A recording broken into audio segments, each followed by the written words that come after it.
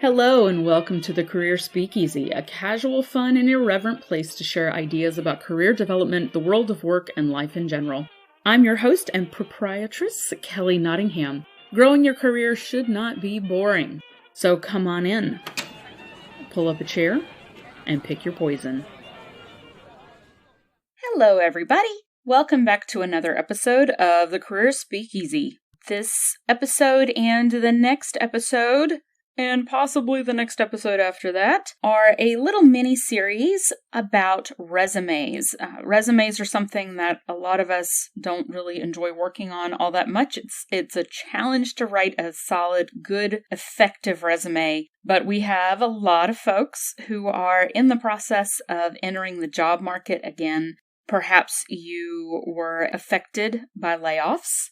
Perhaps you have taken some of the time where we've been dealing with the COVID pandemic as an opportunity to do some self-reflection on the kind of work that you want to do, and you've realized that maybe you want to take your career in a different direction. Whatever the case may be, a good resume is going to help you get where you want to go. So in today's episode, we are going to be working through the first part of our resume revamp. I would call this a masterclass if we were actually in person and working together on this, but since we're doing it through a podcast, I'm going to call it a mastercast. Today's episode is going to be specifically about understanding and looking at resumes in a different way than maybe you have in the past. We're going to talk about how the application and resume review process works at different organizations so that you can get an idea of how effective or ineffective your current resume may be. And we're going to take a look at how to start putting together a list of skills and proofs so that you can come up with your PVP, your professional value proposition, in a way that's going to make you feel confident and not like you're trying to be a snake oil salesman for yourself. So let's jump in with a couple of key points about the purpose of a resume. Now, I know some of you are sitting out there in the wide world thinking to yourself, Kelly, I know what a resume is. Some of you may have never written a resume before. Some of you may have a CV or a curriculum vitae, which is very different from a resume. We will get into formatting of resume in a later episode, but for those of you who have written resumes, you know these are not necessarily the most exciting things in the world to write, but they are absolutely necessary in today's job market.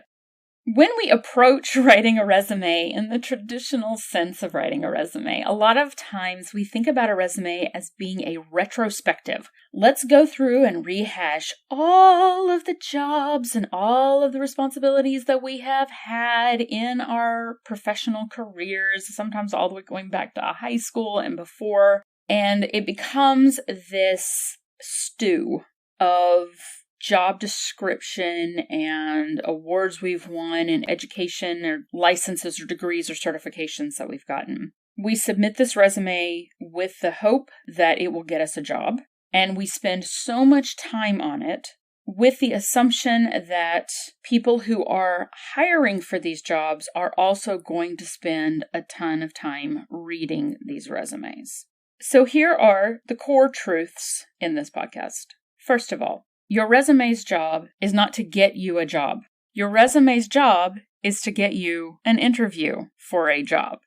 Second truth, we have on average about 10 to 25 or 30 seconds to make a good impression with our resume. That's about how long hiring managers and recruitment professionals look at a resume before they make a snap decision whether or not to put that resume in the keep for further consideration pile or the I'm not interested in talking to this person pile.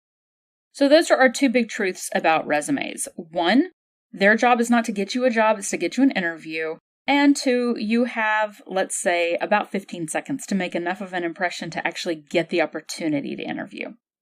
Now, another key piece that we're going to be talking about in this podcast, but also in the next podcast about formatting and word choice for resumes, is that for a lot of folks, you may not have ever seen behind the curtain to understand how the application process works nowadays for the majority of organizations that take applications online. So I'm going to pull back that curtain and give you a quick view of how organizations do recruitment and hiring.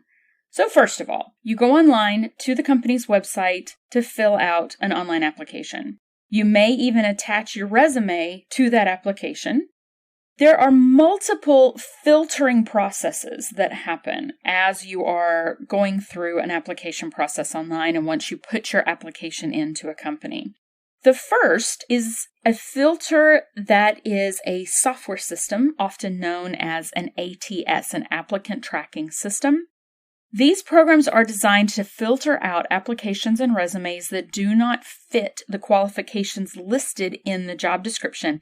And the criteria that is set for these systems, these software systems to be able to go in and just auto-filter, is set by the hiring manager or the recruitment and talent acquisition people within the company.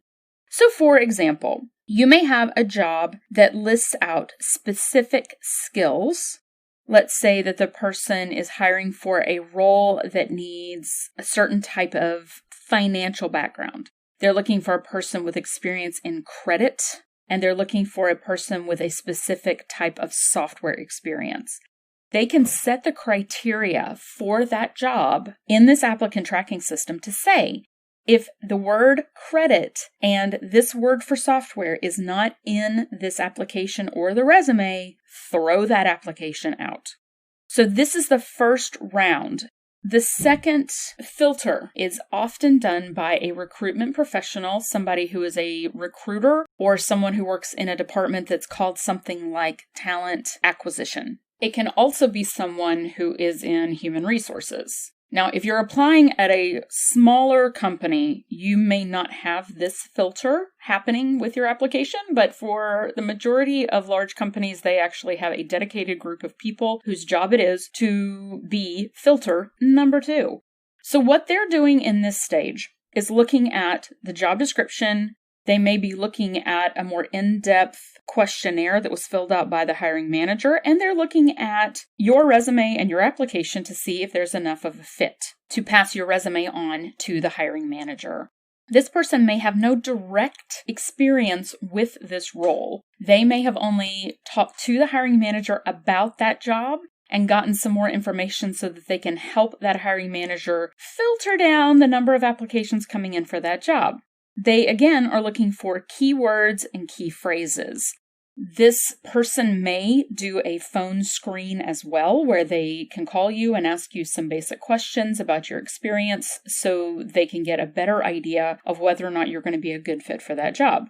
But they don't necessarily understand a lot of technical jargon about a job, and again, are looking for those keywords to match from your job application and resume to the job description that they have in front of them. Now, filter 3, if you get past this screening phase, may go to yet another recruitment person, or your application may go directly to the hiring manager.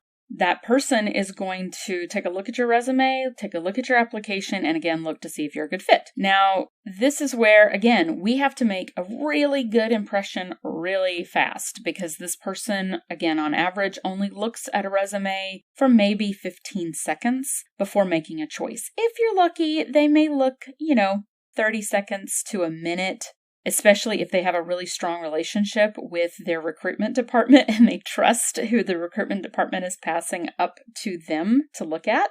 But we have to make sure that we're making a good impact on this level too. This is going to be the person who understands the job at a very detailed level.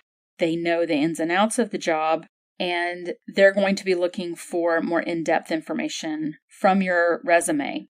So this is how the application process works for a lot of large companies nowadays. Your resume has to be able to go through multiple filters that are looking at different levels. So you can think about this as shopping online. Let's say you're going on Amazon. You're looking for something, let's say a tripod for your phone. You put in your keywords and you get 20 gazillion different options. You go into the filters and you say, I'm looking broadly for something that does this, and you get fewer results. Then you filter again to get down to your maybe top 20 that you're looking at. At that point, that's when you really start digging in and looking for details, looking for the specifics of what you need. Now, this is where we come up with some of the challenges with a lot of resumes. When you get down to that point where someone is really looking in depth at your resume, we need, with our resume, to connect the dots for them between what they're looking for and what you have to offer. And this is where the next truth about resumes comes in. Your resume, instead of being a retroactive walk down memory lane of all the jobs that you've ever done, is actually a marketing tool to help sell your skills and yourself as an asset to this employer. Thinking about it as a marketing tool helps us to approach our resume in a different way. We're not just talking about a laundry list of responsibilities we've had in the past. We're looking at how we can solve a problem for the companies that we're applying to. It gives us a chance to showcase what kind of asset we are to the organizations where we've worked in the past, and the skills and the proof of those skills that we will be bringing with us to our next role. It's a chance for us to focus on and show off our achievements. If we're just trying to fill the basic qualifications of a job description, which frankly a lot of us have done, I know I've done this in the past. I look at the job description, I look at my resume, and I try to make sure that I'm meeting the bare minimum, and my resume says I have hit the bare minimum. The problem is companies aren't looking for bare minimum people. They're looking for people who are really going to be a value add to their company. So what I'd like for you to do is to take a look at your resume, if you have one. Dust off that resume, let's take a look at it.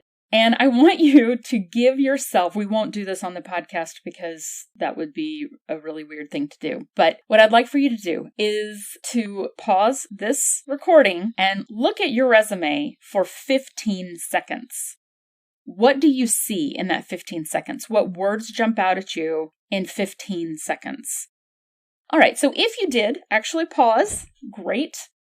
Hopefully this was an interesting experience to put yourself in the shoes of recruitment professionals or hiring managers who are looking at your resume and figuring out what you need to do maybe to make your resume pop a bit more so that they're going to be interested enough to want to take more than 15 to 20 seconds. You may have decided after looking at that resume that you want to just scrap it and start completely over, and that's fine. You may decide that you want to work within the framework that you already have. That is also fine.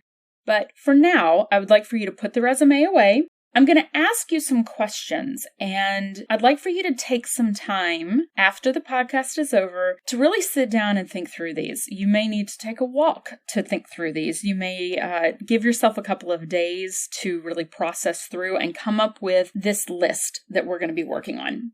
So I'd like for you to jot down answers to these questions. How have you created value at the jobs that you've had in the past? How have you created value for the company? How have you been an asset to the teams that you've worked on? And how have you been of service to the customers of your skill set or role? They may not be the final actual purchasing customers of the company. They may be an internal customer. What are you proudest of in your career? What have you accomplished in your career that makes you really proud? What have you gotten awards or thank yous for? What I like to call kudos. What have you gotten kudos for in your career? What if people said, wow, you really did blank and it was great? What impact have you made in your previous roles that a quote unquote average or bare minimum person in that job would not have made? In other words, when you look at your current job description for the job that you're in or past job descriptions for jobs that you've had, how did you go above and beyond that job description? What problems did you solve for your previous companies or your previous leaders? Now, as I've asked these questions, hopefully this has started to get you thinking through some of these basically selling points that you can begin to put into your resume portfolio. We're going to be building out this portfolio of skills and portfolio of proofs of your skills that we're then going to pull from in the next podcast to create a really great resume for you. But first, we have to get all of those skills out there and either in your computer or on paper so that you have a list that you can pull from. Sometimes when we're writing resumes, it can be difficult to pull ourselves away from the day-to-day work that we do and figure out what skills are actually transferable from one job to the next. So let's do an example here. Let's say that on your current resume that's maybe a bit lackluster, that you have listed out a role that you had where you pulled a lot of data and put it into reports. Your current resume, which mimics the job description of the job that you were in at the time, says something like pulled data and put into reports to send out every week. That is a task that you completed, but it doesn't actually point out the skills that you have that helped you to be able to do the work that you did. So instead, maybe you could put something like pulled data from multiple reporting systems, collated the data together, parsed it, and analyzed it for productivity reporting. First of all, that sounds a bit more impressive. Second of all, it starts to point out skills that you have that you can take from one job to the next. So that shows that you have the ability to parse and analyze data, which is huge. That skill set is there in the first description. It's sort of there, but it's not crystal clear. And what we're trying to do here, think about a commercial. You're trying in 15 seconds to get across that you have the skills that this person is looking for this new role. And here's a big secret. Frequently, the person writing the job description is not the person who is a recruiter or a talent acquisition professional. A lot of times, the hiring manager is writing that job description. And frankly, hiring managers may not have a lot of practice doing this. So they're writing a job description for a job that they know what they need if they see it in front of them. If they see the person in front of them doing the job, they would say, yes, that is the type of skill set that I need. But putting that skill set on paper is a whole different animal, right? We'll talk about how to read between the lines of job descriptions in our next episode. But for now, think about ways that you can really spell out the transferable skills that you have. Think about action verbs as you're processing through this. It's not just did this, do this. It's analyzed, research, build, manage. Action verbs that help that hiring manager to really get a good grasp on the skills that you have. On top of this, those questions that I was asking just a few minutes ago also should have started to prompt you to think of specific examples that I like to call proofs of the skills that you have. So instead of saying experience managing a team, you may have experience managing a team, but the proofs that you want to show are numbers, percentages, financial figures, scope to whatever project or whatever skill that you have. So let's use an example that is on a fair number of people's resumes. They will list out something like project management experience, which really says not a whole lot because that project may be big, it may be small, it may have not even been a successful project. They may have let it right into the ground. So when we talk about our skill portfolio, we want to really start adding in ideas about proof that you have the skill set that you're saying that you have. So instead of experience managing projects, I'd like for you to think about specifics of a project that you managed and list that out. You led a large international project, including staffing and budgeting of $2 million for a project that saved the company $10 million. Now, suddenly that sounds a lot more impressive, right? Those were big numbers. They don't necessarily have to be huge astronomical numbers to be able to prove that you have the skills. But we know that specific information adds credibility to what you're saying. So as much as you can, think about percentages, numbers, figures, money saved, outcomes that were successful. Because what we're trying to showcase here on our resume is not just a list of responsibilities, we're showcasing accomplishments. And we're showcasing those accomplishments in a very short format. So list out all of the skills that you can think of, all of the proofs that you can think of, and please take the time to write these down. These are going to come in really handy when we get ready to start talking about interviewing, especially behavioral or situational interviews. It's going to be to your benefit to have a list of these accomplishments, of these proofs of the skills that you have. If you have solved problems for previous employers, make sure to list those out with both the problem, what you did, and what the result was. So in this episode, we've taken a look at some preliminary steps to writing a really effective resume. These are steps that a lot of times when we work on our resumes, we don't necessarily jump back this far, but trust me, this is going to really help you as you start to write that resume out instead of just jumping straight into some generic resume template that you're trying to fill out. So it's time for our Part 1 Resume Revamp last call. I'd like for you to look at your resume. If you have not done the 15-second experiment with your resume, do that as part of your last call. Look at your resume, give yourself 15 seconds and circle or highlight the words that really jump out at you. Then I'd like for you to go through and circle any words that represent transferable skills that you have. If you don't feel like the description of what you have written on your resume really gets at those transferable skills, ask yourself, what skill do I have behind this responsibility that I have listed out that I can take to another job? Take time and write out those skills and the proofs that go with them. Any numbers that you can come up with, any experiences or problems that you've solved for a company, and start writing those out.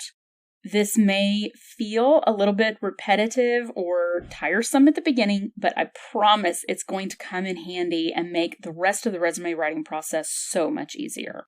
So I'll look forward to talking to you in Part 2. Well, thanks for joining me. If you have suggestions, feedback, or just something random you want to share, email me at careerspeakeasy@gmail.com. And come visit again soon. Cheers!